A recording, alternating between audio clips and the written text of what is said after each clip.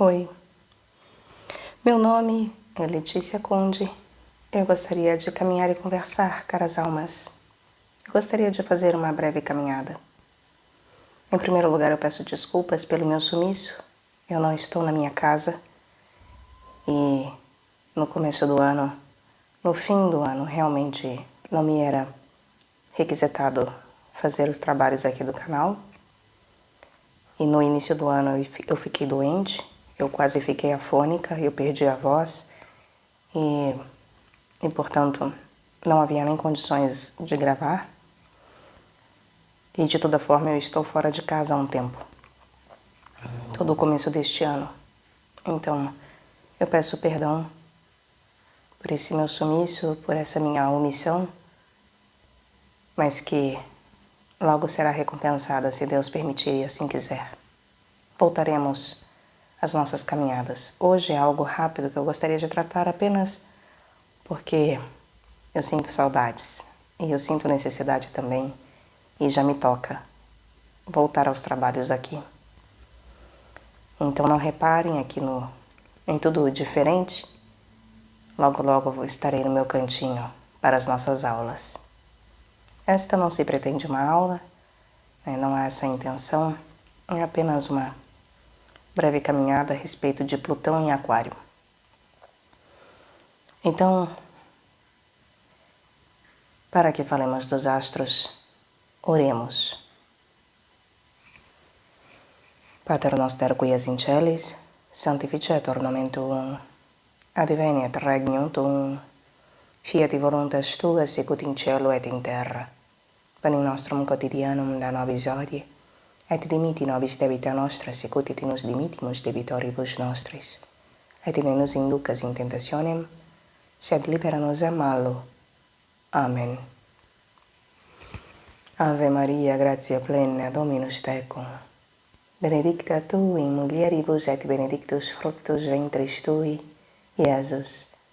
Sancta Maria, Mater Dei, ora pro nobis peccatoribus, nunc et in hora mortis nostrae. Amen.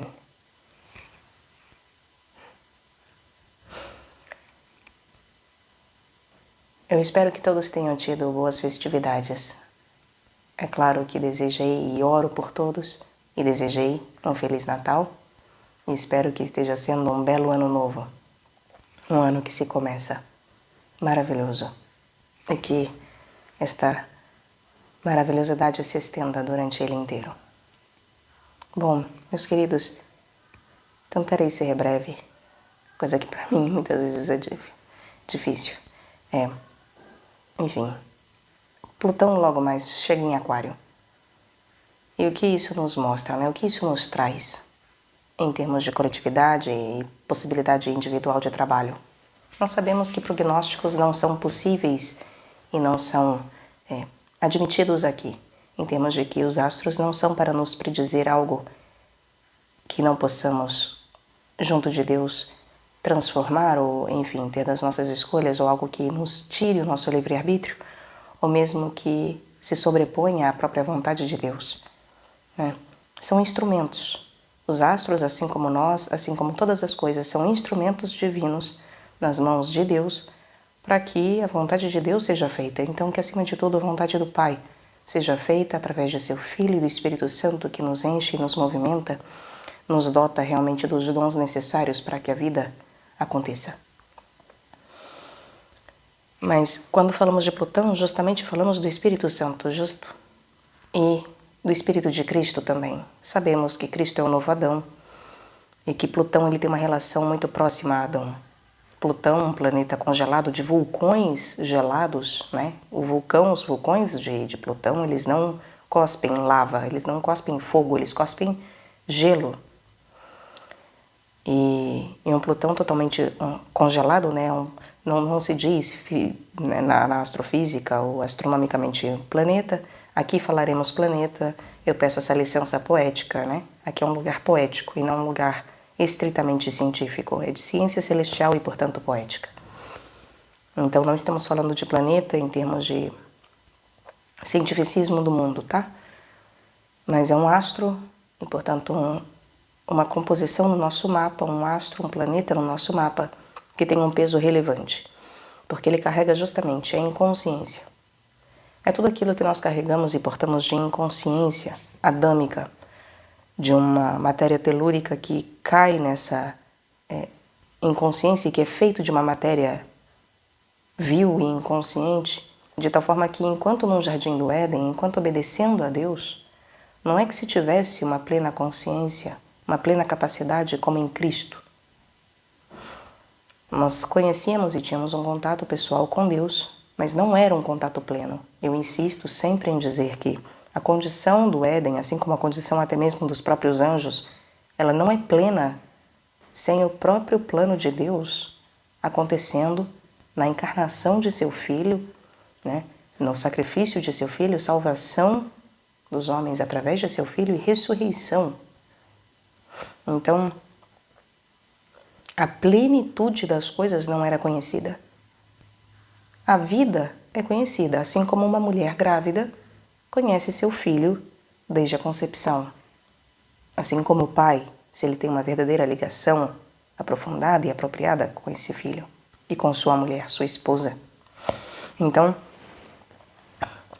é claro que desde a gravidez e desde antes da gravidez, nós desejamos o nosso filho, não é?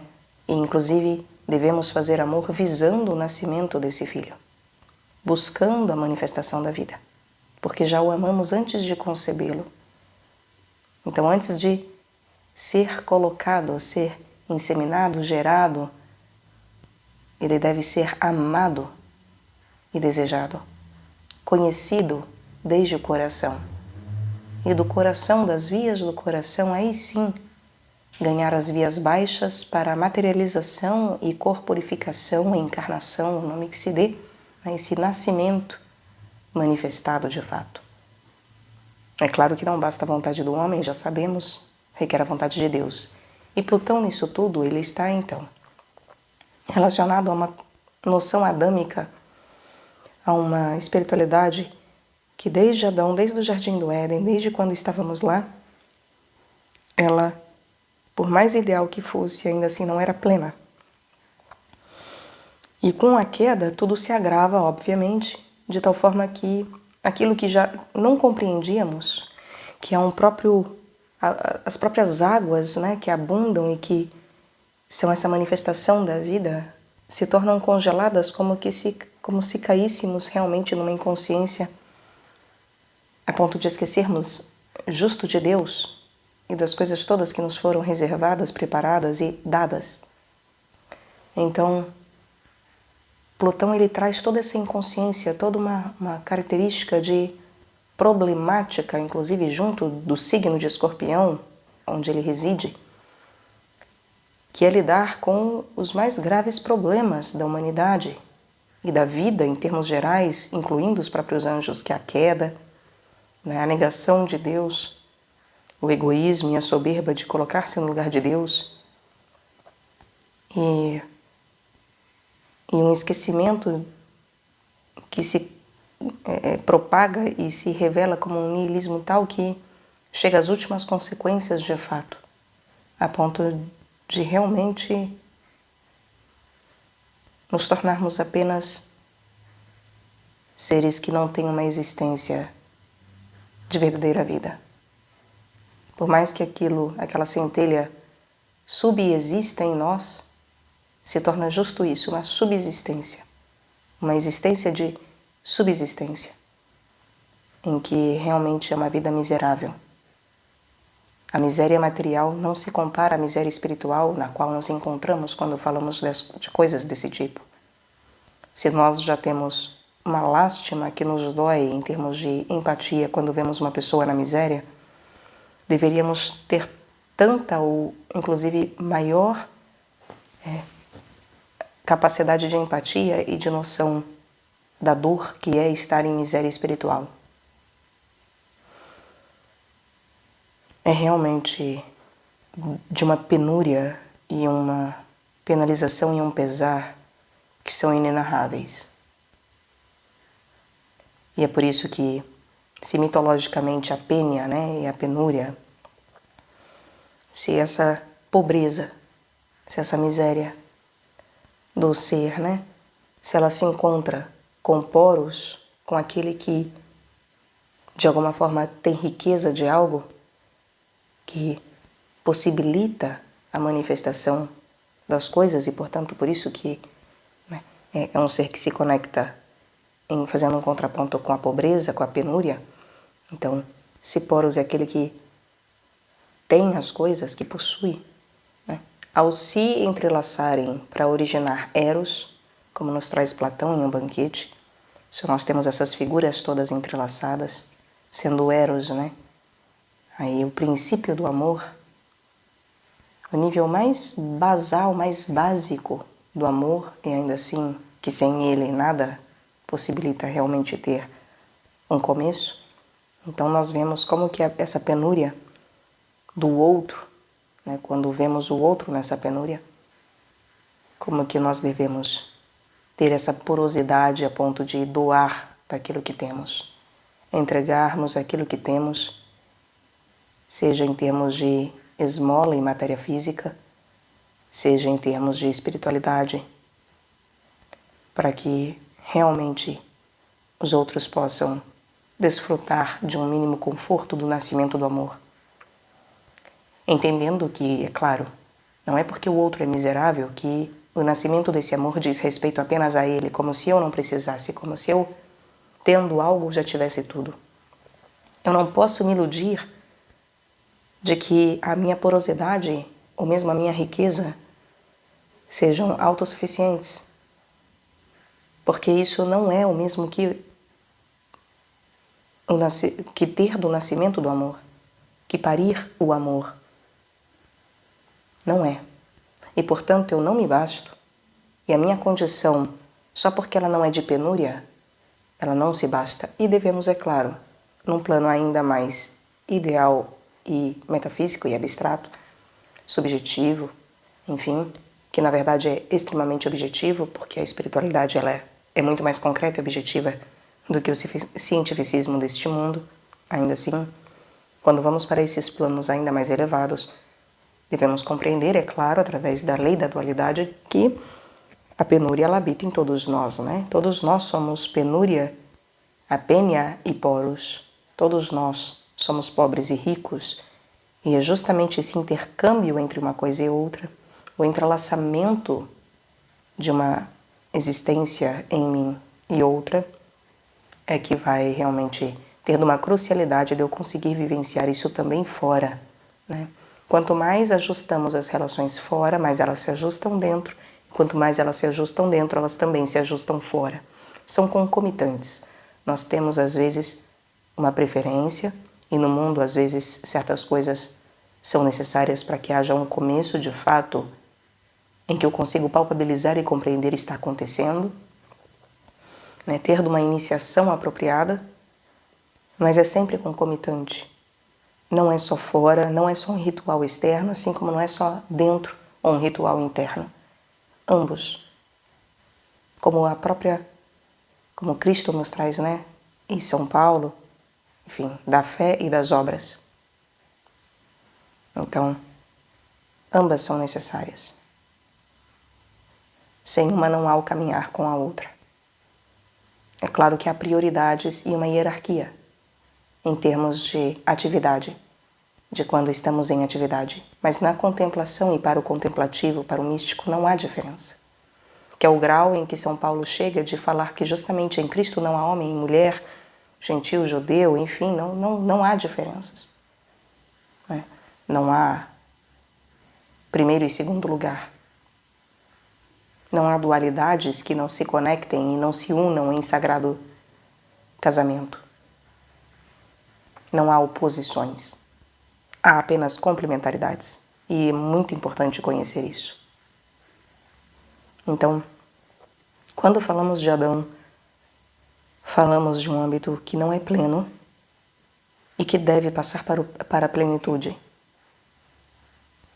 Deve nascer para a plenitude, só que no parto há dor. Há muita dor. Um dos signos que mais profundamente se relacionam com a dor é Escorpião. O que Touro tem de negação da dor, Escorpião tem de aprofundamento da dor. É realmente um signo que nos traz uma capacidade de olhar para a ferida, viver a ferida e enfiar o dedo na ferida muito grandes. Muito grande, né? Uma capacidade de fazer essas coisas muito grande. Capacidade grande esta que me possibilita realmente curar, quando bem feita. Como numa asepsia, né? Uma limpeza do ferimento. Então, lidar com a dor é algo que faz com que ela doa mais ainda, paradoxalmente. Não alivia num primeiro momento. Mas é claro que a médio e longo prazo cessará essa dor. Ela será cessada de tal forma que, com o cuidado apropriado, vem essa cura, que num primeiro momento nos parece veneno. E que se for realmente injetada ou intensificada num tal grau que a pessoa não aguente, que eu não aguente, o outro não aguente, é claro que isso trará consequências nefastas, de realmente um adoecimento e inclusive morte. Então, por isso que lidar com o Escorpião é muito delicado, e por isso que Touro, né, quem é muito taurino, seja pelos motivos que forem em seu mapa, quem faz escolhas muito taurinas na vida e tem um princípio de personalidade ou, enfim, de uma vivência muito taurina, são pessoas que normalmente, via de regra, ainda que haja exceções maduras, mas os imaturos e via de regra, todos somos imaturos, né? Então a grande maioria, da maioria, serão taurinos que fazem de tudo para evitar a dor. Mas fazem assim, de tudo. Entra num processo compulsório de negação da dor e do problema, portanto, que é impressionante. É claro que são de uma resistência absurda. É realmente como um touro que, machucada a pata, né, que levado... não sei se vocês já viram tourada, né? Na tourada se vai enfiando espetos no touro. É um negócio absurdo, grotesco, violentíssimo. E a tourada nos mostra quanto que o touro, mesmo carregando, sei lá, mais de 5 espetos em suas costas, em suas partes, né? Como que ainda assim ele resiste, e resiste, e resiste. Parece que a dor não existe para aquele ser. Ele não é dificilmente abatido. Ele é abatido só pelo cansaço. Parece que não é exatamente a dor que o abate, é o cansaço em gastar toda a sua energia lutando. Sendo que em nós, é claro que o animal sente dor, é óbvio, né? E ali o touro está num momento de um estresse tal que ele está lidando com o problema, né? E lidando da pior forma possível. Que na verdade é a melhor em termos humanos, porque estão simplesmente matando ele a troco de nada, né? Então é claro que o animal vai entrar em desespero e sair chifrando o que ele vir pela frente, né? Certo ele em defender-se. Absurdo o homem em feri-lo e machucá-lo e matá-lo de maneira tão... Enfim, que Deus nos perdoe, não é mesmo? Mas pessoas taurinas, então, elas recebem essas flechadas da vida, essas furadas da vida, essas feridas da vida, e elas se recusam a olhar para a ferida. É um negócio muito impressionante que, para elas chegarem nesse grau de touro, de um touro que luta e que encara o problema que ele tem na frente, encara a bandeira vermelha, requer realmente uma intensidade de problema muito grande, uma quantidade, né, de problema muito grande. Porque, via de regra, eles fingirão que não existe problema e farão de tudo para não olhar para o problema e evitar lidar com o problema, para continuar nos prazeres da vida, para continuar acreditando que a vida é gostosa, é prazerosa e é isso. E se resume a isso e está tudo bem, né? Não gostam de lidar com problemas. É um signo que realmente não gosta de lidar com o problema. Por quê? Porque ele faz oposição num primeiro momento a Touro. Escorpião, me perdoem. Ele se opõe a Escorpião. E esse contraponto em relação a Escorpião, se Escorpião é aquele que mais gosta de problema, Escorpião adora um problema, adora um buraco, né? E uma escuridão onde se enfiar. Então, não pode ver uma ferida. Escorpião não pode ver uma ferida que ele vai querer cutucar. É impressionante.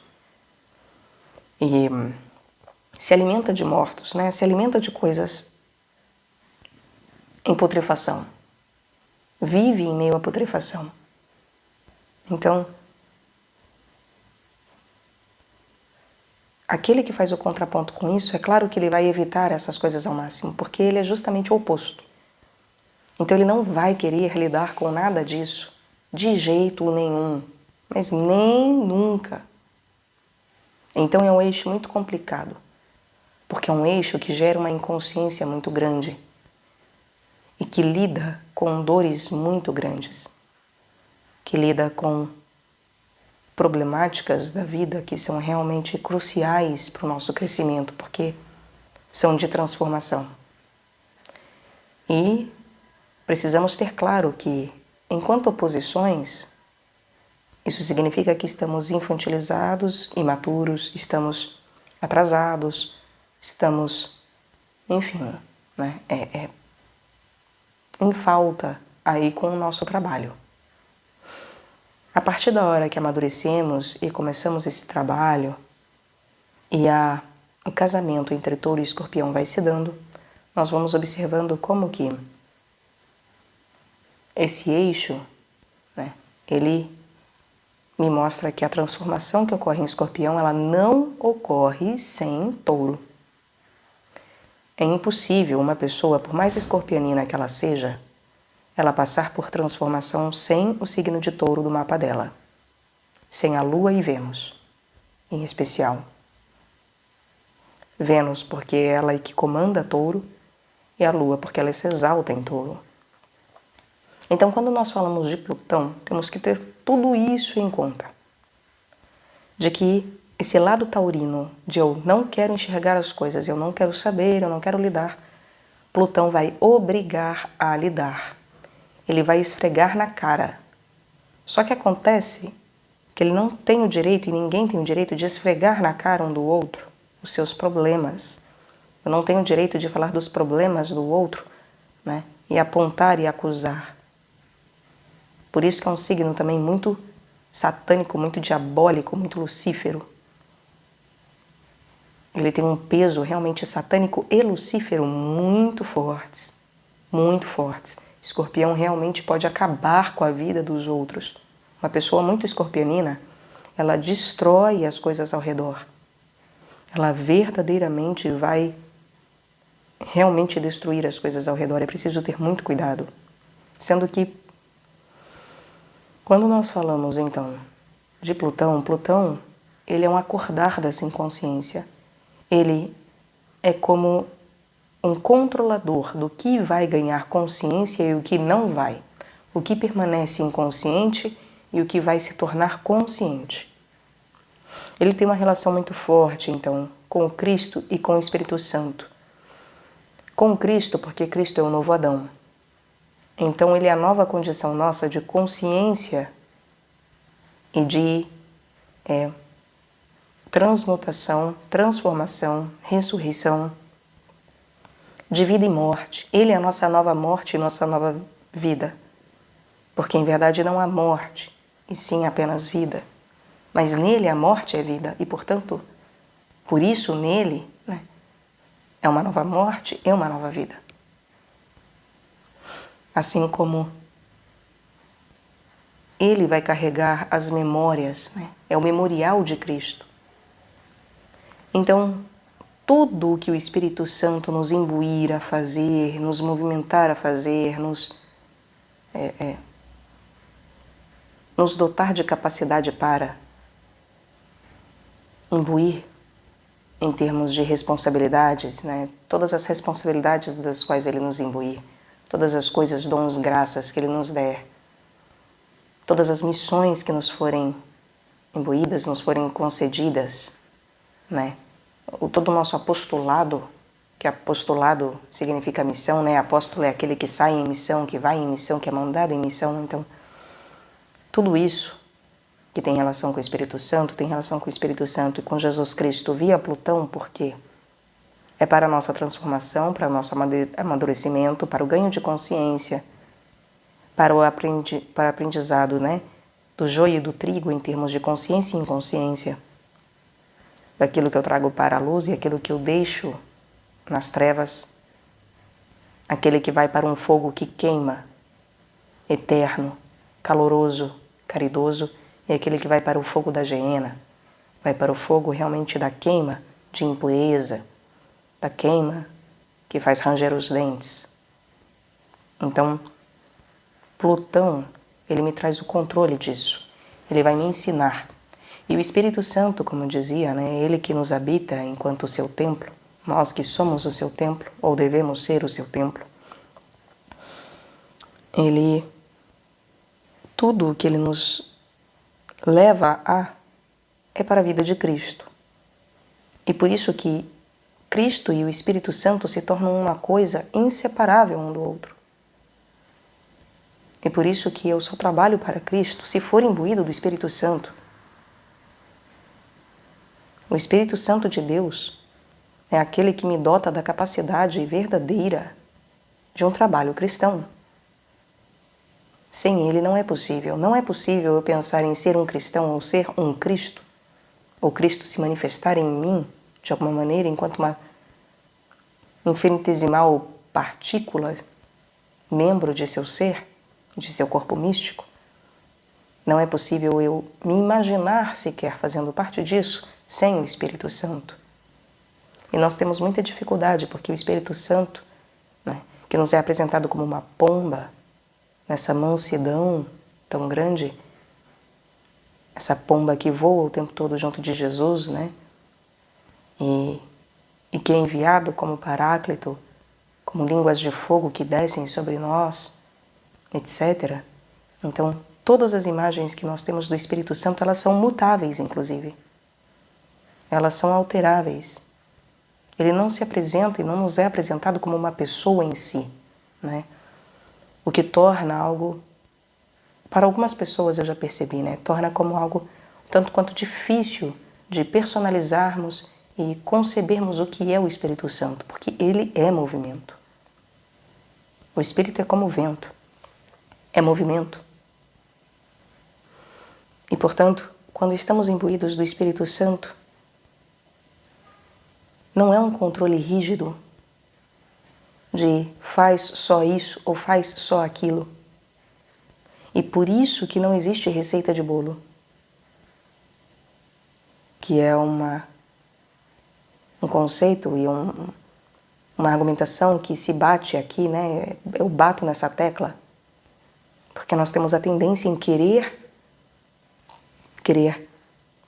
ter uma receita de bolo que funcione para todo mundo, ou encontrar uma receita de bolo nos outros que funcione para mim, sendo que isso não é possível. Existem receitas gerais que se tornam transpessoais, mas mesmo assim, isso não é a mesma coisa que a minha receita pessoal. Então, por mais que exista um São Bento ou um Santo Antão, que são pais dos monges, né? São aí considerados os cabeças dos monges, em termos gerais. Ainda que existam essas duas figuras paradigmáticas em termos monásticos, para seguirmos a receita que eles nos deixaram, em termos de regras, de convivência e mesmo consagração ou ordenação, etc., de uma vida em mosteiro, de fato, que segue regras determinadas e específicas e que todos seguem, que portanto é uma receita para todos que ali estão, ainda assim, é necessário ter compreensão de que mesmo assim, cada monge terá a sua missão particular, cada monge terá a sua receita particular. Thomas Merton, que foi um monge, a vida dele é só dele. A receita de bolo dele é uma específica. As coisas que ele fez ou deixou de fazer, ele deveria fazer e deixar de fazer. O que o faz singular dentre os monges, Por mais que seja um único corpo e uma congregação ou ordenação que busca ter uma unidade ao máximo, né? Onde essa singularidade não se sobressaia de maneira negativa, como quem se sobressai em relação aos outros por não seguir as regras comunitárias ou não seguir aquilo que é de todos, né? A regra transpessoal vigente ali. Então são pessoas que conseguem viver uma vida transpessoal e pessoal ao mesmo tempo, o que é muito difícil, mas que vão desenvolvendo essa capacidade, que é como dizer que no nosso mapa nós passamos a viver, né, os planetas transpessoais e os pessoais. Lidar com as duas categorias ao mesmo tempo é muito difícil, não é para qualquer um, e por isso que muitas pessoas tentam ser monges e sabe-se lá se conseguem. Tentam lidar com seus planetas, astros, mapas, sua vida, e muitas vezes não conseguem, tentam lidar com o coletivo, com a sociedade, né? Com as coisas que são transpessoais e não conseguem. Ou mesmo ficam perdidas em termos pessoais. Podem estar no mosteiro, seguir todas as regras, etc., mas não conseguem compreender o que Deus quer delas em específico, individualmente, singularmente, pessoalmente. Não sabem, não fazem ideia. E isso faz com que a outra parte se enfraqueça. Porque, mais uma vez, as coisas são complementares e, portanto, precisam estar fortalecidas ambas, ou todas as partes, para que haja saúde como um todo, sanidade como um todo. Então, voltando a Plutão, quando falamos de Plutão, falamos de toda essa movimentação que inicia e começa a me dar a concepção sobre o que é pessoal e impessoal, sobre o que é transpessoal e o que é pessoal, de tal forma que é um trabalho que ainda assim eu não tenho necessariamente consciência dele, mas que eu começo a desconfiar de algo. Começa quase como intuição, ou talvez até intuição seja a palavra. Muitas vezes não conseguimos discernir o que é intuição do que é o Espírito Santo, se o Espírito Santo está usando a nossa intuição, etc., nos sugerindo algo que eu intuo.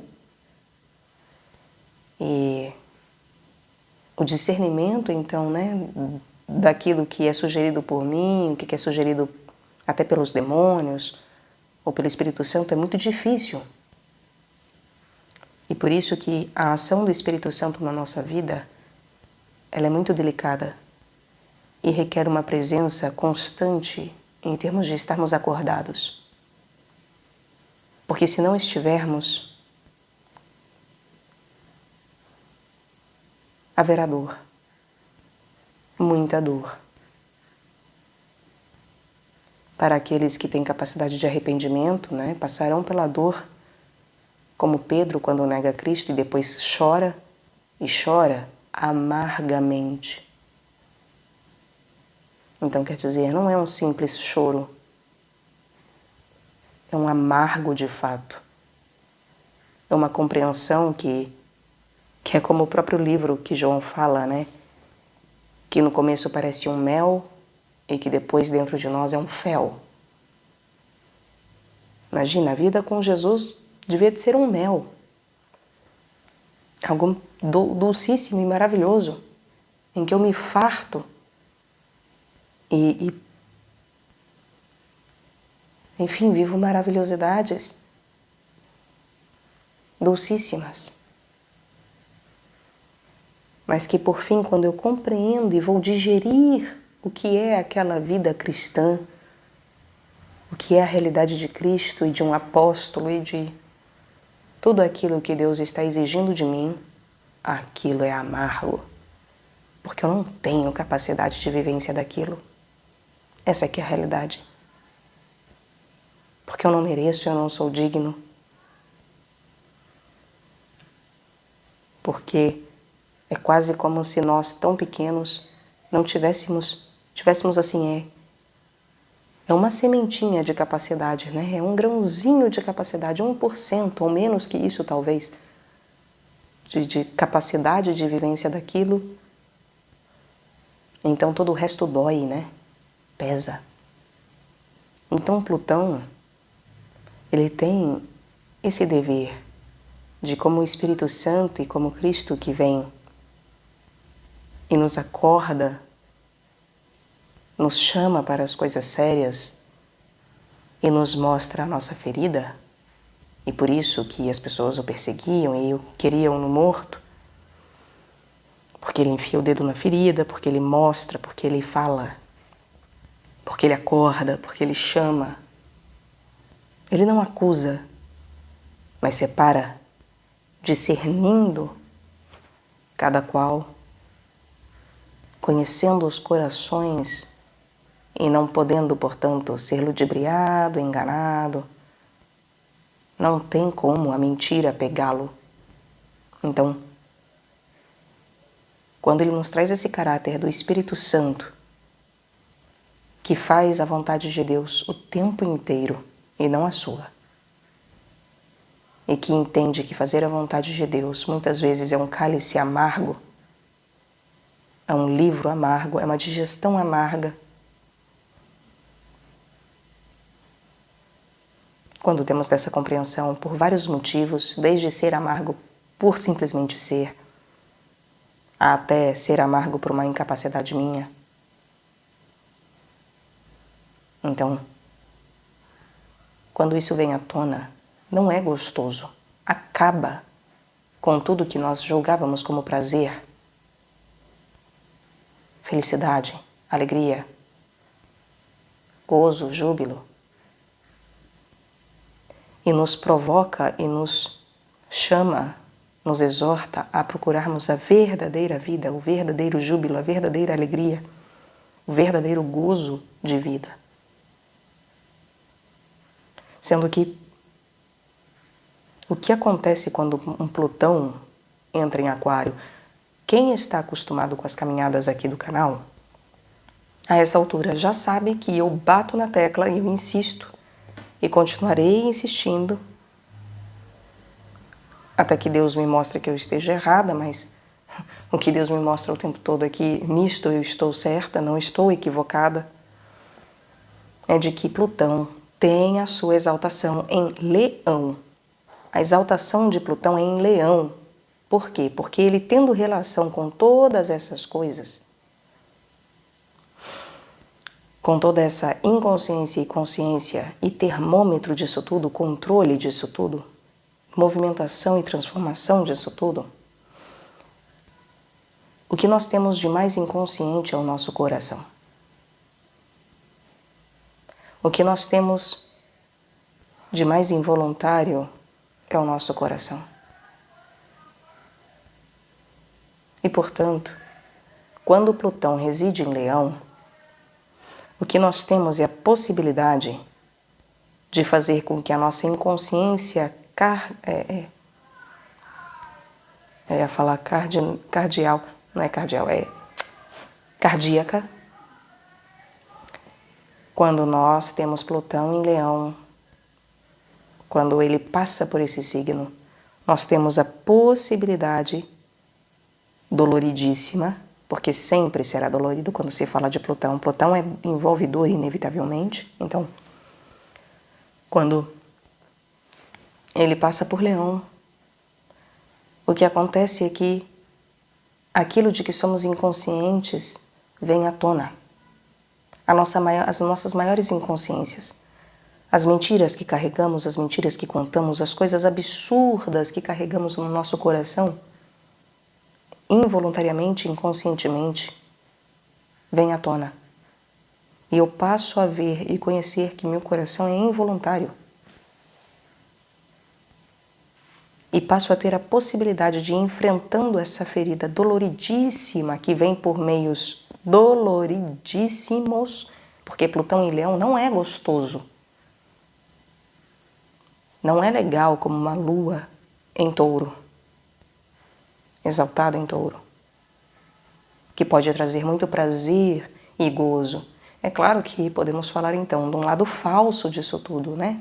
De uma enganação disso tudo. Agora, vai ter um gosto muito maravilhoso, justamente prazeroso, mas Plutão em qualquer lugar, ele não vai trazer nada de gostoso e maravilhoso enquanto não soubermos passar por essa fase de dor, enquanto não fizermos as pazes com a morte e com as dores, com o sofrimento, com a penúria, nossa e dos outros. Um Plutão em Leão, ele me faz ver que eu tenho sede e fome, ele faz ver que eu sou um miserável, que eu sou um bosta, que eu sou um nada. E se eu não vejo, ele vai acabar com a minha vida, ele vai me arrastar para a lama. Porque, de fato, um Plutão junto do Sol, um Plutão em Leão, um Plutão relacionado ao Sol, pode trazer problemas enormes em termos de consciência, né? Pode ser assim que a pessoa realmente passe uma vida inconsciente de si mesma, um nascimento todo inconsciente de si, sem noção de si. Só que é a base de muita penúria, muito sofrimento, muita miséria. Porque o que ela vem aprender é justamente uma lição de que o inconsciente dela, o coração dela é inconsciente e precisa se tornar consciente. Então Plutão em Leão, ele me dá a possibilidade de entender que eu sou inconsciente no meu centro. Que eu estou dormindo no cerne de meu ser, que o cerne de meu ser dorme. Que qualquer coisa que o meu coração faça é involuntária. E isso para mostrar tanto a minha impotência em relação à corda para a vida, né? Até num efeito benéfico de impotência, de compreensão de que a única potência que existe é Deus e vem de Deus. E que eu, em última análise, sou impotente se eu confio apenas em mim mesmo. Mas Plutão em Leão, ele não vai me permitir confiar em mim mesmo. Se eu confiar em mim mesmo, eu vou viver uma vida infernal.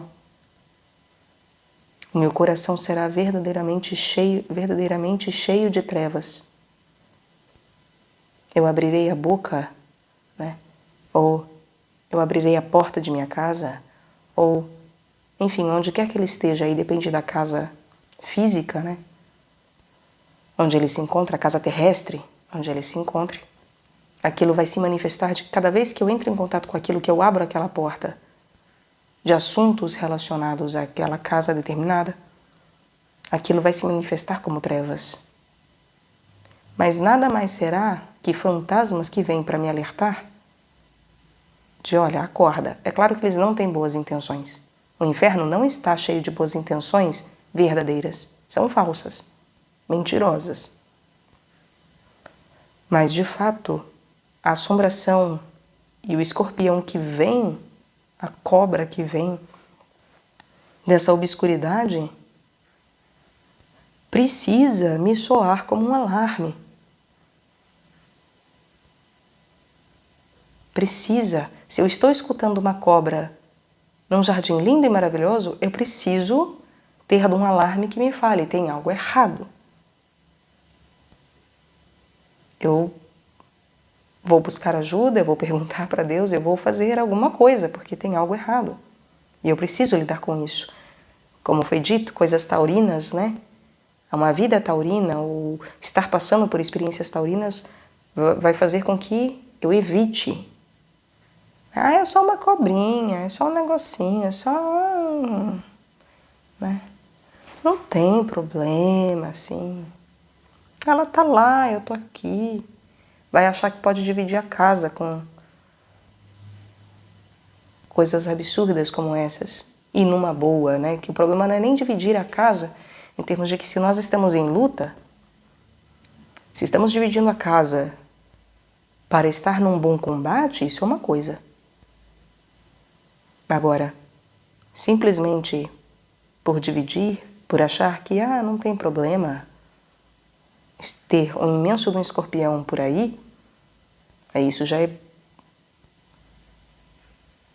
algo muito equivocado, né? Muito, muito equivocado. Seja pelo motivo que for, que eu não vá atrás desse escorpião para lidar com aquilo que preciso. E, portanto, precisa me soar como um alarme. E então, Plutão em Leão,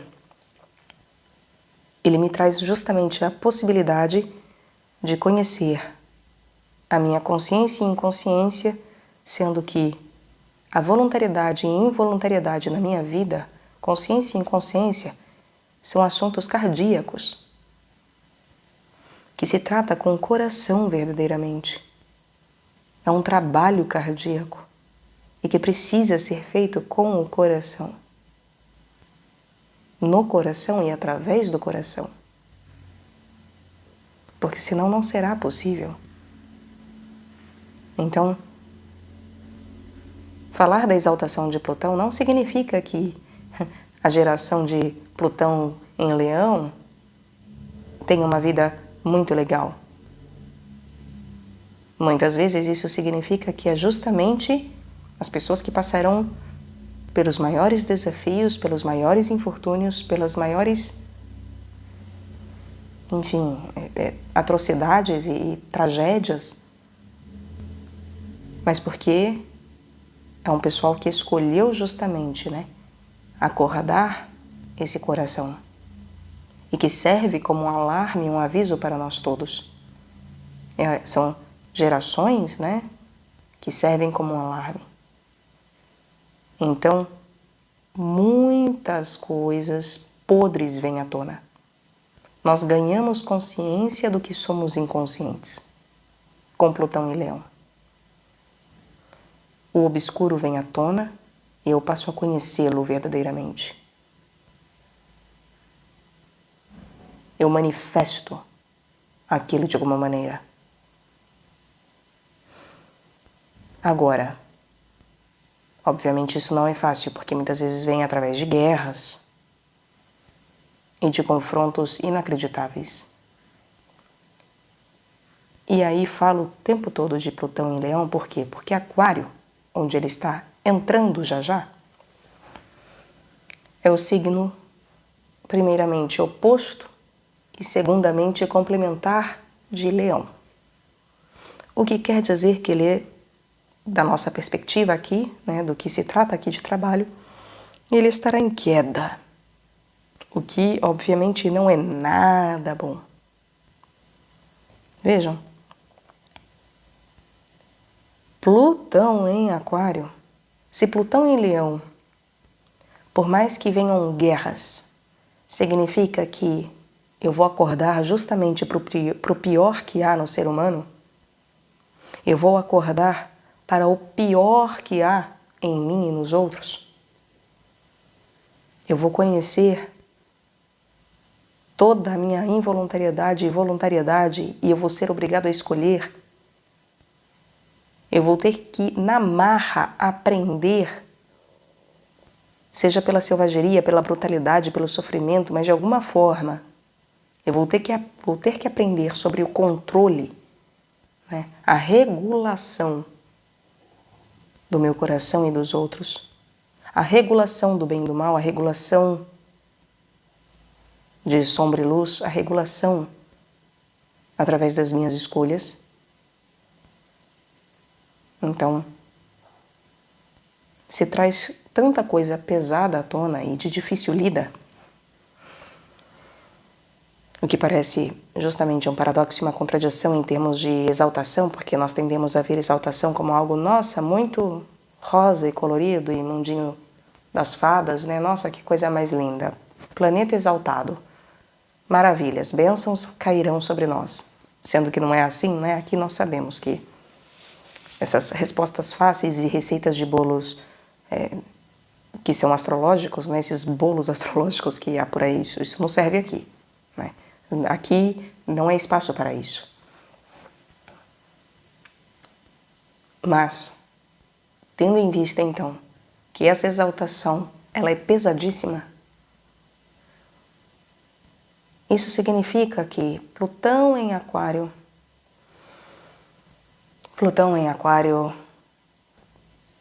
é algo muito delicado de se lidar, porque nós vamos cair em inconsciência grave e gravíssima. Não quer dizer que também não possa haver fatalidades, guerras e o que seja. Em todo o tempo o homem fez guerra. Não há um só momento de paz na Terra. E isso simplesmente faz parte da realidade. É um eterno combate dentro e fora. Seja esse combate benéfico ou maléfico, não importa. É paradigmático, né? É um paradigma e portanto faz parte. Mas quando falamos então de Plutão em Aquário, significa que haverá uma inconsciência da nossa inconsciência. Aquário é um dos signos complicados de se lidar e de se compreender de maneira apropriada. Ele tem relação com as amizades e tem relação com os sonhos. São as duas palavras-chave que as pessoas nos trazem quando falamos de signos, né? E em especial Aquário. Sendo que a amizade é algo muito difícil de ser definida, né? Quando nós nos tornamos amigos de alguém, é muito difícil dizermos. Talvez tenha um momento em que nós falemos: foi naquele momento, naquele dia que eu tive certeza que você seria meu amigo para sempre, minha amiga para sempre. Eu tenho um caso que tem um rapaz de quem eu fui amiga, considero que ainda hoje sou amiga, apesar de não nos falarmos há muitos anos, mas eu considero que todas as pessoas de que já fui amiga são minhas amigas ainda, né? Oro por todas elas, ainda que não nominalmente por todas, mas eu sempre peço por todos os amigos, por todas as pessoas que passaram e passam na minha vida. De toda maneira, esse rapaz mineiro, ele tinha recém-chegado na cidade e entrado no colégio. E no primeiro dia de aula em que ele estava e que o professor falou com ele, eu tive a certeza, eu me lembro de ter aquele pensamento determinado de que ele vai ser o meu melhor amigo. Ele é meu amigo e ele vai ser o meu melhor amigo. Ele já é. Eu não tinha a opção de que não fosse. E de fato, nós nos tornamos muito amigos. E foi uma amizade muito verdadeira e que eu carrego e carregarei para sempre comigo. Então,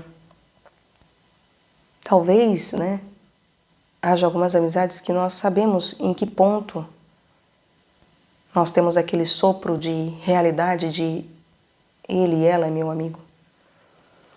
Mas, de forma geral, é muito difícil nós pontuarmos o que é uma amizade. Quando nos tornamos amigos, ou por que não somos amigos. Podemos citar os defeitos, falar que o santo não bate. Mas a verdade é que é algo um tanto quanto inexplicável. Parece que as pessoas que têm que estar na nossa vida, isso estão. Como se quase não pudéssemos escolher. Porque é isso, se eu não vou com a cara daquela pessoa, ou se a minha vida não condiz com aquela pessoa, ou eu não tenho pontos de encontro, parece que é praticamente impossível sermos amigos daquela pessoa. Então a amizade parece que é algo que nos foge do controle. Nós simplesmente nos tornamos amigos de alguém, simplesmente somos, ou talvez sempre fôssemos. E aí vai se dizer, inclusive, que não lembrávamos, né, que já nos escolhemos desde muito antes. Ou que é isso, o nosso espírito reconhece aqueles com quem devemos ter um verdadeiro laço. Só que são coisas muito inefáveis, né? A amizade, em especial, ela mexe, porque por mais que falemos de casais, do casamento, que é um sacramento, o casamento, ele é sobretudo, né, um forte laço de amizade, levado às últimas consequências. Porque se nós não formos o melhor amigo do esposo e da esposa, não há casamento. Então, é claro que há uma distinção daqueles que são meus amigos fora do casamento e aquele que é meu amigo ou minha amiga dentro do casamento. É claro que há diferença. Mas, em última análise, não deveria haver essa tamanha diferença, como muitos colocam, né? Como fica aparecendo. Porque deveríamos verdadeiramente sermos íntimos uns dos outros a ponto de realmente termos do mesmo compromisso com a vida uns dos outros. Um compromisso que é de uma aliança. Porque não há amor maior do que aquele que morre pelo seu amigo. Então, o amor de quem casa não é maior que o amor daquele que morre pelo amigo. Então, se não há amizade nas nossas relações, se eu não me torno inclusive amigo de Deus, não só do Filho, não só de Jesus Cristo, mas do Espírito Santo e de Deus Pai também, então se eu não me torno amigo de Deus como um todo, então eu não conheço o que é amizade de fato, eu não conheço quem é Deus de fato. E chegar nesse patamar da amizade é algo que é incompreensível para nós, porque é isso, o que é um amigo? O que é eu compreender que eu me tornei amigo de alguém? Quantas vezes nós achamos que, principalmente quando estamos na adolescência, ou talvez um pouco antes, nós temos os tais dos melhores amigos. Como eu falei, esse meu amigo que eu olhei, eu falei, ele vai ser meu melhor amigo. Eu só sabia, não é como se eu tivesse decidido, ele vai ser meu melhor amigo, não. Eu só sabia. Então, quando somos mais novos que temos isso de melhores amigos, como que muitas vezes nos enganamos, porque achamos que justamente a Letícia é minha melhor amiga. E aí um belo dia, a Letícia me revela que a melhor amiga dela é a outra fulana, de quem muitas vezes eu nem gosto, ou não conheço, ou não vou com a cara, ou tenho ciúmes, ou enfim, com quem ela nem passa tanto tempo assim, e poxa, nem viveu tantas coisas como comigo. Então, quantas vezes não nos frustramos em relação aos amigos, Achamos que somos muito amigos de alguém, na hora do vamos ver, nem é amizade de fato. Então,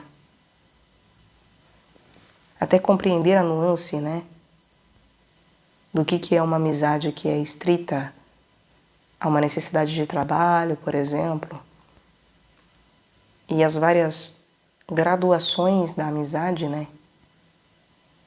Então, as gradações, da amizade, como que compreender isso é algo que nos foge a uma concepção cientificista da vida que seja facilmente classificável, compreensível e explicável. Sendo que Aquário é justamente isso, é o incompreensível e o inexplicável aplicado à vida. São as coisas que acontecem inconscientemente, que a partir da hora que tudo está estruturado em Capricórnio, elas começam a ganhar uma decoração. Então eu construo a casa em Capricórnio e eu construo os objetos em Capricórnio. Eu faço de toda a carpintaria, metalurgia, tudo o que precisa ser feito em Capricórnio. Mas é em Aquário que eu vou ajeitar essas coisas dentro da casa, que eu vou dar um design para as coisas e um estilo próprio de cada coisa em seu lugar. Então, é a minha capacidade de pegar tudo aquilo que Capricórnio fez e disponibilizar no espaço, para que depois em Peixes eu usufrua daquele espaço. É a hora do descanso, em que eu simplesmente fluo no meio daquilo tudo. Mas em Aquário, justamente, eu disponho das coisas. Eu organizo as coisas de maneira que eu vou dispondo como um designer de interiores. E quem mexe com isso sabe. E quem gosta dessa área, e que se preocupa com a beleza da aparência, da forma das coisas, e não só com com a beleza do conteúdo, como que a harmonia de um lugar e o estilo, etc., o padrão de organização e de arranjo das coisas, como que isso influi no Oriente. Inclusive existe toda uma arte, né, voltada para isso, que é o Feng Shui, eu não sei a pronúncia exata, mas já ouvi as duas pronúncias, né, Feng Shui e Feng Shui. Enfim, o mais comum é o Feng Shui, né? De toda maneira, sabemos que importa. Talvez tudo bem, não importe a ponto de justamente termos de superstições. Ah, porque se colocar aqui a vida vai entravar, porque a energia não vai fluir. Gente, não é um objeto que vai entravar minha vida, não é um objeto que vai fazer a energia, a tal da energia não fluir. O que acontece é que realmente, quando tem uma caixa no meio da minha casa, um obstáculo no meio de um lugar que eu preciso passar para lá e para cá, aquilo não é que vai bloquear a energia, aquilo simplesmente vai me irritar, porque pular aquilo todas as vezes, ou acabar chutando aquilo, vez ou outra, ou ter que lidar com aquilo, pô, é chato. Chega uma hora que, né, é desnecessário. Se eu posso colocar num canto que não me incomode tanto e que permita justamente essa fruição e fluição das coisas, horas é melhor que assim seja. Porque, como foi dito, então, em peixes tem que haver fruição e fluição. Eu preciso fluir e fruir das coisas, né? Haver o fluir das coisas. Então, é claro que a organização das coisas vai me possibilitar ou impossibilitar o uso adequado em peixes. E por isso que importa onde cada coisa vai. Agora, temos que entender o porquê importa e entendermos que certas coisas são necessárias espiritualmente, né? Certos entraves, inclusive, são necessários espiritualmente. Então não podemos ter de um higienismo exacerbado, porque peixes podre, né, também tem problemáticas que são virginianas. E muitas vezes nós queremos ficar assim com o ambiente que, nossa, tem que ter uma hiperfluição. E às vezes na nossa vida não tem que haver essa hiperfluição. E que isso pode ser, na verdade, algo que agrave a nossa vida. Não permita que ela aconteça de maneira apropriada, como deveria ser, na nossa receita de bolo, entendem? Então, compreender o design, o estilo e a apropriada ordenação das coisas em termos de design interior da nossa vida é muito de Aquário. Os sonhos organizam o nosso dia. Assim como é também no período noturno dos sonhos que eu organizo o dia seguinte, que eu me preparo e preparo a agenda, por assim dizer, do dia seguinte. Então, nós ainda temos uma noção muito tacanha do que são sonhos. Assim como temos uma visão tacanha ainda do que é uma amizade. Nós não estamos nem perto de entendermos o que significa morrer pelos amigos, né? Só os santos chegam perto disso. E não é uma compreensão racional. É uma compreensão de entrega. Entregar-se aos sonhos, entregar-se à morte, entregar-se ao outro. Isso é ser dotado de vida. Então, ter a capacidade lúdica de sonhar, tanto acordado quanto dormindo, é algo muito aquariano, sendo que não devemos ter controle dessas coisas. Eu sei que existe o sonho lúcido e que existe todo, mesmo na fraternidade, né? A Rosa Cruz, ela traz isso e muitos vão trazer, né, essa necessidade de compreensão, de saída consciente do corpo. Eu já falei aqui, isso é muito bom. Desenvolvermos isso não é ruim em si. Assim como nós entendermos de quem nos aproximarmos, né, de que não convém sermos amigos de certas pessoas e que certas pessoas não foram feitas e não são nossos amigos, Horas. Isso é um discernimento de malícia necessário para a vida. Agora, se isso passa a ser um imperativo, se eu passo a acreditar nisso como o fim do processo e não mais uma parte do meio do processo, eu corro o gigante risco de não compreender o que verdadeiramente é a era aquariana, o que é aquário, o que é ser aquariano, o que é ter aquário no meu mapa, o que é Urano, etc. O que são os sonhos e o que são as amizades. Porque no fundo, eu devo verdadeiramente me abrir para a amizade, entendendo que eu não sei o que é que de fato compõe a amizade. Eu posso saber de quem eu não devo me aproximar, que não convém eu ser amigo e que convém eu ser e buscar a amizade, o convívio. Mas ser amigo em si, eu não sei e eu devo não saber. Tem que ser um processo de entrega ao outro.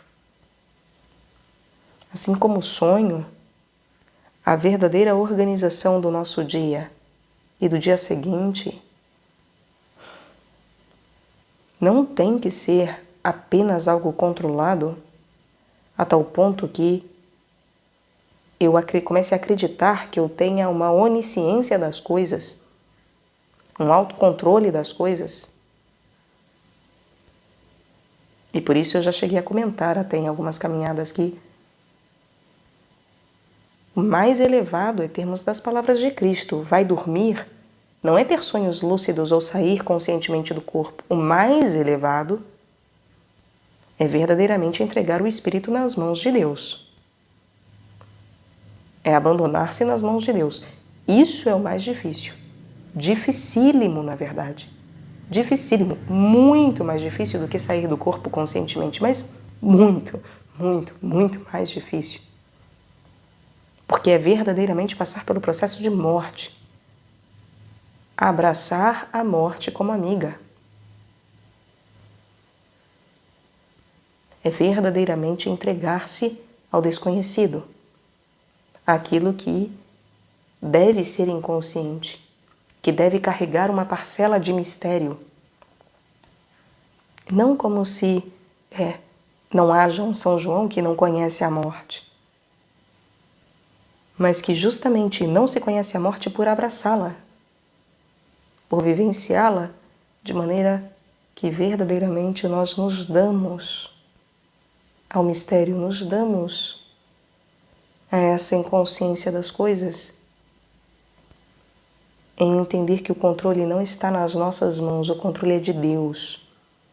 E é aí que Plutão se torna apropriado. Porque daí Plutão, que é controle, e Plutão ele exige controle, ele quer controle. Pessoas muito plutonianas são extremamente controladoras, precisam ter muito cuidado com o controle. Então, é quando eu compreendo que esse controle plutoniano não é meu, é de Deus. É verdadeiramente de Deus. Então eu largo o controlinho remoto, eu largo o aparelhinho que controla a minha vida e controla as coisas e entrego para Deus. O botão que Deus quiser apertar, Ele apertará. E eu aceitarei, de bom grado, agradecendo, sendo grato. Então, quando Plutão vai para Aquário, que lida com todas essas coisas que devem ser inconscientes, ele reforça a minha inconsciência. Então, ele faz com que eu me torne inconsciente das minhas inconsciências. Vejam, eu devo ter consciência das inconsciências. Eu devo ter consciência do mistério, mas é um paradoxo, né? Ter consciência do mistério não é saber explicá-lo, mas é saber justamente deixá-lo como é. Compreender a sua existência compreender a sua essência em termos cardíacos, em termos de entrega a isto, a Ele, a Deus, ao mistério, ao todo, àquilo que, em verdade, no fundo, sempre me será incompreensível, inapreensível, por ser absoluto e inabarcável, portanto, por uma parte tão pequena como a que eu sou. Então, é compreender que, permitindo o mistério ser quem ele é, permitindo Deus ser Deus, e só, sem eu querer ter controle de Deus, etc., sem eu querer ter controle das coisas que são mistério, horas, tendo consciência daquilo que me é um processo de inconsciência adequado, natural, em que eu vou conhecendo aos poucos, e que por mais que eu controle meus sonhos e tenha sonhos lúcidos, por mais que eu saia do corpo, é eterno mistério, é inconsciência, porque é ingênuo nós acharmos que, porque eu saí consciente do corpo, eu sei o que eu estou fazendo. Ora, se no meu corpo eu não sei o que eu faço, não vai ser fora dele que eu saberei o que estou fazendo. Não saberei. E, aliás, muitas vezes a minha condição se agrava, né? Por isso que não devemos buscar essas coisas assim de qualquer jeito, né? Se eu não sei lidar com os meus pensamentos, a minha imaginação, para que eu vou querer ter sonho lúcido? Porque daí no sonho lúcido você controla as coisas. Tá, mas e aí? Porque daí você pode imaginar um cachorro e ele aparecer na sua frente. E daí?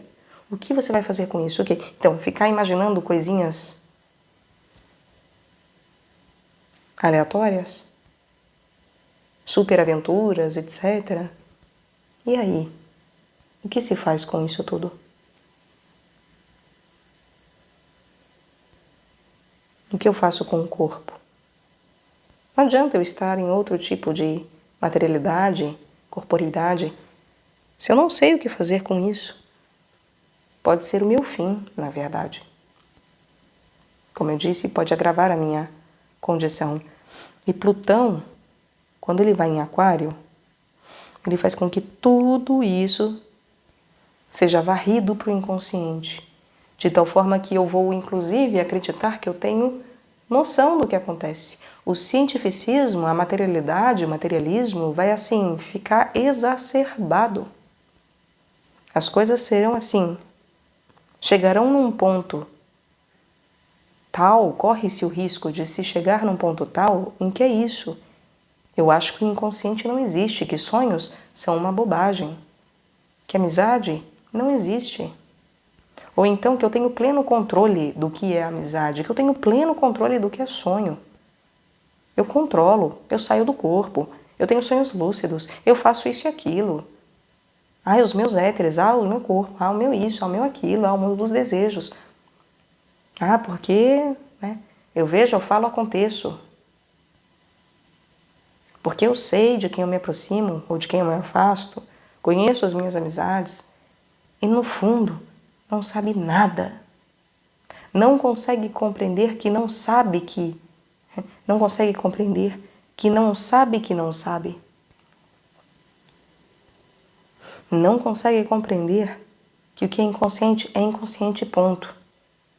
Em termos de que aquilo é uma condição necessária para aquele tipo de processo, que não é algo negativo a ser cientificizado e conhecido até o talo, como se eu pudesse descobrir todas as coisas e mecanismos e processos e dizer, não é mais inconsciente, agora é consciente, eu posso fazer o que eu quero. Como uma máquina que eu reviro e mexo e abro e faço uma engenharia reversa e depois converjo todas as coisas de novo para um ponto, fecho e volta a funcionar aquela tecnologia, falo, entendi. Amizades e sonhos não são assim. desejos não são assim. Os nossos planos não são assim. Em Aquário, as coisas devem permanecer no feminino. Elas devem permanecer nesse mistério. Como um gosto que eu tenho. Por que eu gosto de um determinado estilo? Não sei, porque eu gosto, porque eu nasci gostando de um determinado estilo. Porque aquilo condiz com o que eu preciso vivenciar, condiz com a minha personalidade, condiz com o que eu busco no mundo, com o que eu tenho que encontrar no mundo. Eu não sei. Porque tem várias razões que, no fundo, não é nenhuma razão essencial e crucial em termos causais, mas que compõem uma parcela de uma explicação e que ainda assim permanece um mistério. O porquê que eu gosto da flor aqui e não aqui? Por mais que eu explique, quando é uma questão de gosto,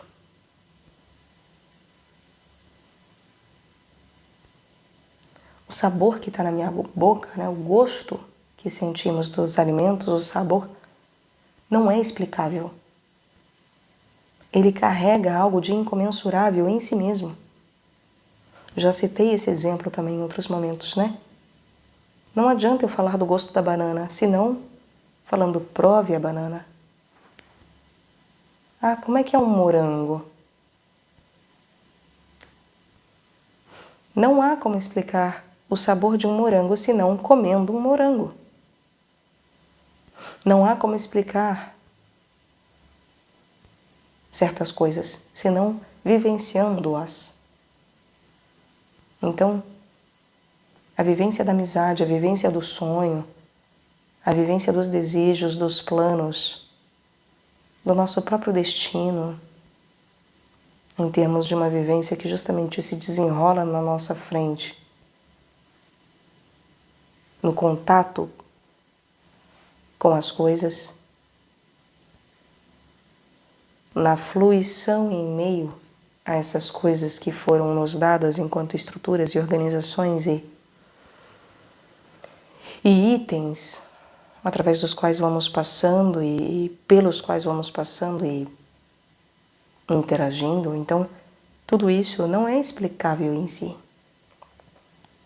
E Plutão em Aquário faz com que justamente eu não enxergue que eu tenha inconsciências. Que eu tenho inconsciências. Eu vou me tornar mais inconsciente da minha inconsciência, inconsciente da minha involuntariedade, inconsciente da realidade sobrenatural, metafísica, suprafísica, espiritual, o nome que se dê. Eu me torno mais inconsciente em relação à ciência celestial. É um caos. E é tentar controlar o caos, o que é pior. Porque aquilo que há de benéfico com B maiúsculo, naquilo que eu posso chamar de caótico com C maiúsculo, ou seja, de necessidades arquetípicas justamente, não de um caos, como o que está instalado hoje no mundo, né, de caoticidade, porque nada tem sentido, mas do caos que tem sentido, que busca sentido, que possui e que é sentido em si mesmo, em termos de que é apenas ainda o misterioso para nós, né, o desconhecido para nós. É apenas aquilo que eu ainda não compreendo, ainda não alcanço, ainda não conheço. Então esse caos, que é benéfico, que é inabarcável, que é inalcançável, porque é um conhecer maior do que a minha capacidade de conhecimento em si. Então, isso que para mim eu chamo de caos, de mistério, de obscuro, de inconsciente, de desconhecido, né? Enfim, de algo absolutamente infinito, eterno e inabarcável, que é algo maravilhoso e lindo, necessário Eu assim o denomino apenas porque eu sou uma parte que está impossibilitada de abarcar esse todo e, portanto, organizar, ordenar e classificar esse todo. E ainda bem que é assim. E o caos benéfico significa justamente isso. A necessidade de Deus ser maior do que eu. Caos é a necessidade de Deus ser maior do que eu. E sempre haver algo que eu não compreendo nele. Sempre haver algo que eu não abarco, que eu não conheço. E que, felizmente, me torna justamente pequeno. Semelhante, não igual. Imagem. E não o ser essencial, causal de todas as coisas. Então, com Plutão em Aquário, eu perco tudo isso. Simples assim.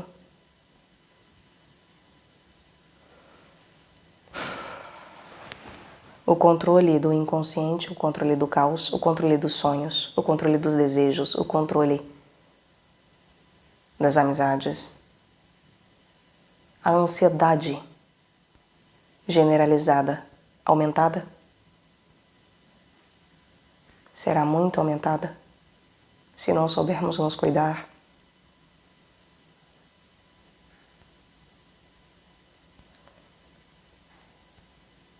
E justamente acreditar que eu possuo o controle daquilo que é inconsciente, possuo o controle de Deus, dos sonhos, possuo o controle das coisas. E aí quando eu reparo, eu vislumbro que não, eu não possuo controle de nada. É o caos que me controla, né? São as coisas inconscientes, são os meus amigos que me controlam. A ansiedade infernal instalada se torna insuportável. E talvez sejamos cegos para isso. Porque o afã, o ímpeto, a vontade de controle, de explicação para as coisas, de uma racionalização para as coisas, um cientificismo, uma invenção que me explique, uma tecnologia que me auxilie como uma muleta, e que não é um cajado, é uma simples muleta para que eu consiga caminhar, porque eu não quero lidar com o meu pé quebrado, porque, enfim. Então, essa muleta, essa necessidade de ter disso, fará com que minha vida realmente fique infernal. Pessoas aquarianas não suportam pessoas escorpianas. Claro, são signos que fazem quadratura, né? A quadratura natural. Urano, ele se exalta em Escorpião. Então, isso mostra como que, né, pessoas aquarianas que não suportam escorpiões, né, pessoas escorpianas, isso mostra que elas não têm um Urano realmente muito desenvolvido. Me perdoem. Muito amadurecido. Mas o principal é que aquarianos também são seres assim, que nesse aspecto tem uma similaridade com o touro, que é me deixe em paz. Não quero problemas. Eles não gostam de problemas. Eles sabem que eles têm as feridas, eles sabem tudo.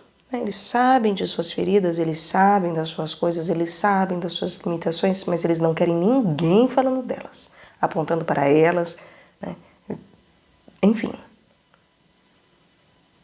É um não me toque enorme, né? Então,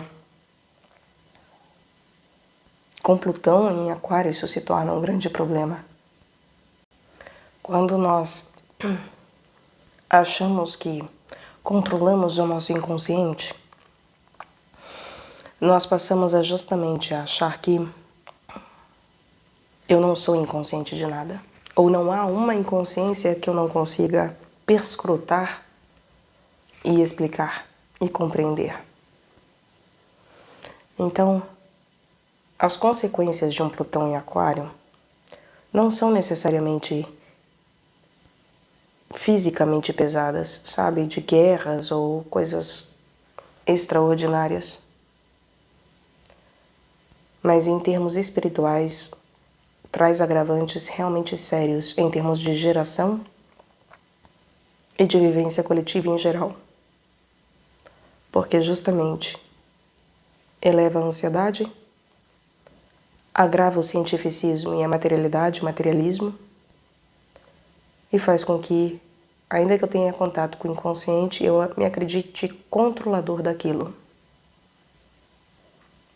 Eu acho que eu tenho domínio sobre as coisas, que eu conheço essas coisas, sendo que, na verdade, elas estão, no fundo, sendo empurradas ainda mais para o meu inconsciente, para debaixo do tapete, para um lugar que eu desconheço e que, desconhecendo, eu não sei nem sequer que existe em mim. Que eu acho que existe, acho que sei que existe, mas não tenho noção no fundo. E ai de quem falar isso para mim.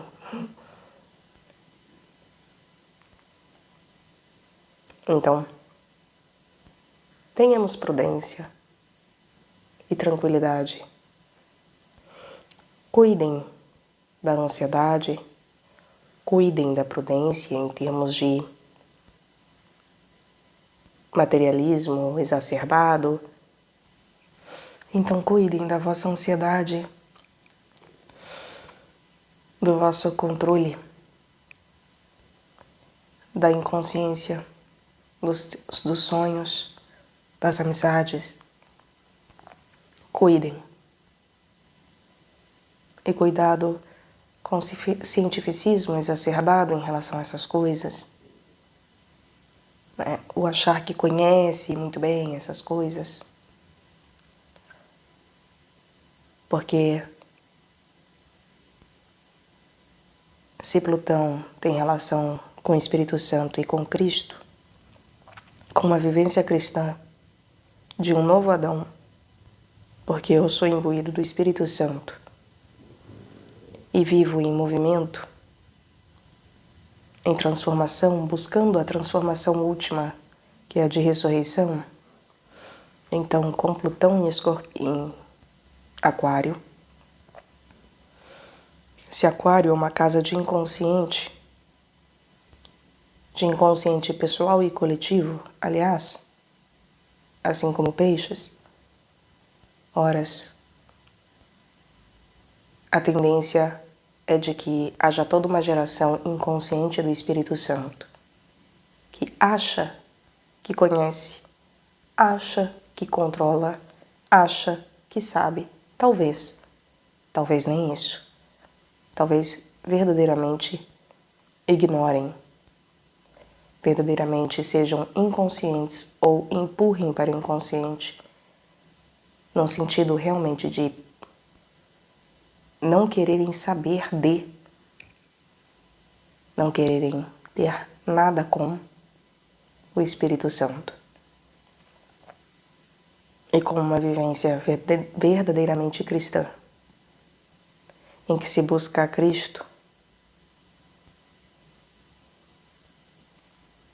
para morrermos com Ele. Plutão em Leão, ele necessariamente me leva à morte. É claro que eu posso me recusar, bater o pé e enfim. Mas assim, ele vai me levar a uma transformação absurda de mim mesma. eu terei uma necessidade inconsciente de sair transformado das experiências. Uma necessidade de que meu coração se transforme o tempo todo em algo novo. De que eu não viva experiências vãs. É claro que é muito perigoso, porque isso eu posso cair na lábia de qualquer ideologia que me conte uma historinha e que eu ache que agora, nossa, né, vai mudar a minha vida. Mas é isso, né? Através de experiências dolorosíssimas, eu acabo sendo chacoalhado pela vida para falar acorda, para ouvir, né, o acorda. Em Aquário não. Em Aquário, as coisas podem parecer muito mais tranquilas, porque se torna muito mais sutil. Talvez não tenha grandes coisas, talvez não seja através de alarde, mas a sutileza do que estará acontecendo será como um grito dentro, uma guerra dentro, que não teremos olhos para. É como eu falei sobre a miséria. Se escandalizar com a miséria física, material do mundo é necessário e é fácil. Se escandalizar com a miséria espiritual é mais difícil. Porque nós sempre tendemos a achar que é o caminho da pessoa, é um momento, é fase, é a receita de bolo dele, dela. Vai passar. Ela não vai morrer, ele não vai morrer. Vai para o céu, vai encontrar Deus. Deus vai dar um jeito. Mas de fome tem pessoas que morrem. Aí dá o desespero, né? De doenças, coisas várias que a miséria traz. Deveríamos nos desesperar tanto quanto, se não mais, em relação às coisas espirituais.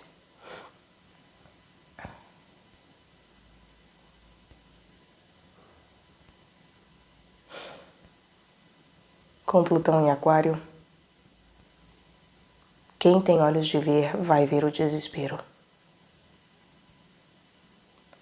Vai ver verdadeiramente como que por trás de um pseudo-controle e ordenação das coisas há um caos que não é nem um pouco o benéfico, mas sim o de desespero.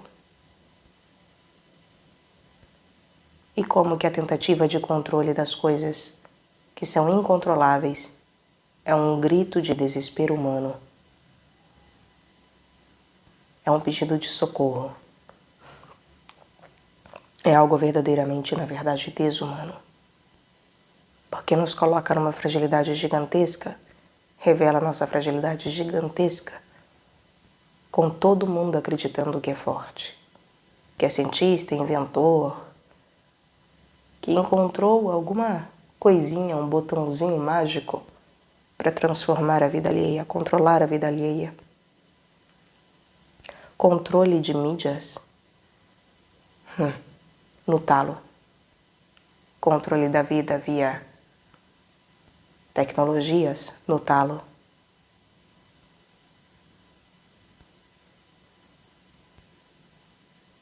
E seremos inconscientes do quanto estamos dormindo e vivendo, na verdade, um pesadelo. Um pesadelo que, por eu achar que só porque é um sonho lúcido, então não é tão pesadelo assim, porque eu posso, sei lá, inventar uma porta e passar por ela e dar num maravilhoso jardim. E eu não vou entender que um pesadelo é um pesadelo. E eu posso passar pela porta que for. O monstro vai aparecer no jardim também. Não importa se é dia, se é noite. Não importa se é jardim ou dentro de casa. Não importa. Não adianta mudar os fatores se eu não compreendo aquilo com o qual eu preciso lidar e que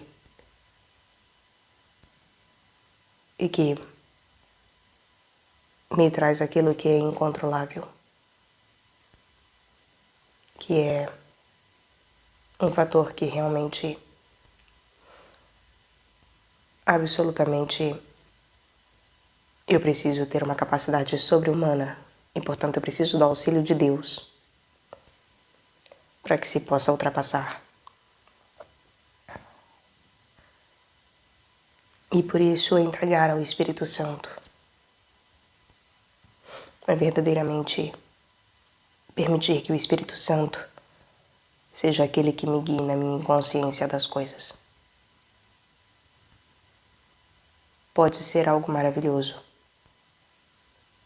desde que é isso eu me entregue a Deus e permita que o Espírito Santo haja enquanto o demiurgo da minha vida. Em vez de eu achar que eu sou o cientista, eu preciso entender que Deus é aquele que tem a ciência e consciência das coisas. Em vez de eu achar que eu vou inventar alguma coisa, um botãozinho mágico, como foi dito, eu preciso entender que é Deus o tempo todo. Eu preciso verdadeiramente transformar a minha visão da ciência, ter uma transformação da minha inconsciência e da ciência que eu vivo. E isso é dificílimo.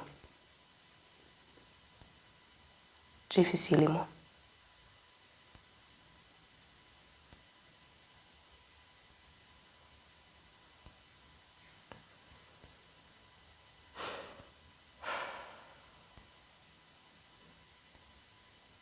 É um momento de grande inconsciência geral. E em que as coisas não farão muito sentido desde uma perspectiva espiritual.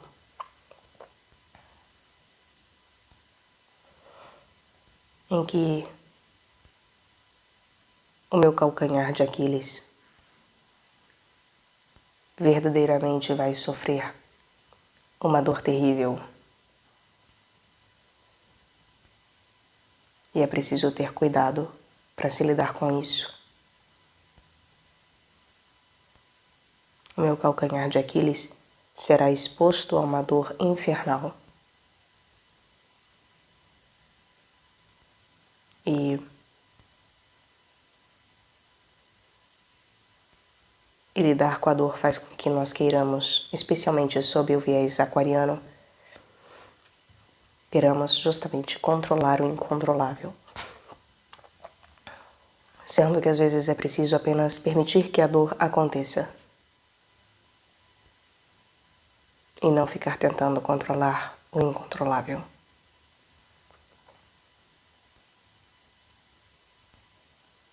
É preciso compreender que, de alguma forma, esse Plutão está em casa. Porque é a quarta casa de Escorpião, né? Então, ele está em casa, que seria uma casa canceriana, né? A quarta casa. Só que é isso, receber. Receber Plutão no calcanhar, sendo o calcanhar de Aquiles, né? Sendo uma parte que é frágil e que não suporta a dor. Isso quer dizer que justamente talvez eu fique sem conseguir andar, sem conseguir caminhar. E aí nessas horas eu preciso, assim como em todas, mas nessas crucialmente eu preciso que Deus me carregue no colo, nos seus braços. Eu preciso ter a humildade de pedir para que Deus me carregue, porque senão nós não vamos conseguir andar. E vamos colocar justamente muletas pernas eletrônicas ou o que quer que seja para não ter que lidar com um tendão rompido e com a dor de um tendão rompido, que é excruciante, dizem. Então, tenham cuidado, meus amigos. Cuidem dos vossos calcanhares e das vossas feridas. Cuidem dos vossos sonhos. Se os pesadelos atormentarem, não tenham medo, receio. Orem sempre antes de dormir. Orem para o vosso anjo da guarda. E entreguem na mão de Deus. Cuidado com a tentação de controlar os sonhos, as coisas, as amizades, os outros, a humanidade. Ideologias vão pipocar mais ainda, isso vai se acirrar. Nos tornaremos mais inconscientes ainda dos porquês ideológicos das coisas e nos aferraremos ainda mais inconscientemente, ou seja, inescrupulosamente, às ideologias. Porque tem um signo para ser ideológico, é Aquário, o signo ideológico. É ele que cuida das ideias, em termos de ideologia, de convencimento, parlatório, de convencimento. Eu costumo dizer, se Leão é o teatro, Aquário é o Oscar, em termos de o convencimento teatral. Fazer teatro qualquer um faz. Convencer que se é aquela personagem, encarnar a personagem é Aquário. Isso é muito difícil. Então, ter cuidado com a inconsciência política, ideológica.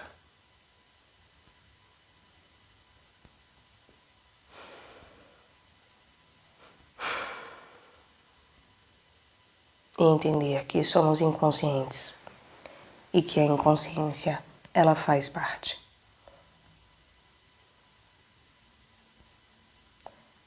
Que seja uma boa caminhada, mesmo com toda a dor que haverá em nossos calcanhares. Até, meus caros. Que Deus vos guie e vos guarde.